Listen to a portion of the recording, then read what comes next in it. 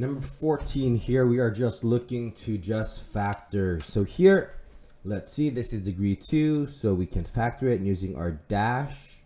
So we're going to look for two numbers. There's actually a 1 here that multiplies to make 1 times 30. So two numbers that multiply to make 30. That adds up to this middle number that is 11. And again, you can start with 1 and 30, 2 and 15, no, 3 and 10, no, 5 and 6. That looks like that is the right combination of numbers. 5 times 6 is 30, 5 plus 6 does make 11.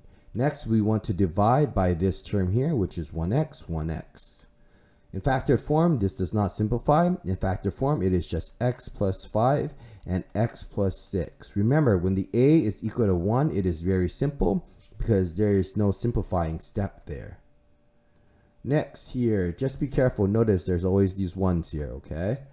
All right, so let's set up our dashes here. We're going to find two numbers here that multiplies to make negative 20. That adds up to this middle number of negative 1. Those two numbers would be, I think, 5 and 6. 5 and 6.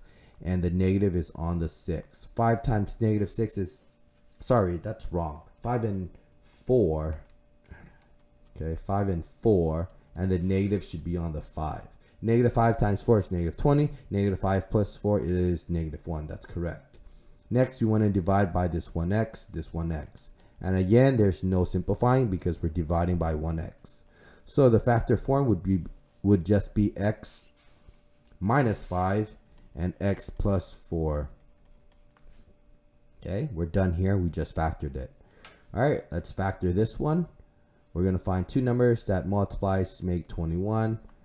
That adds up to this middle number of negative 10.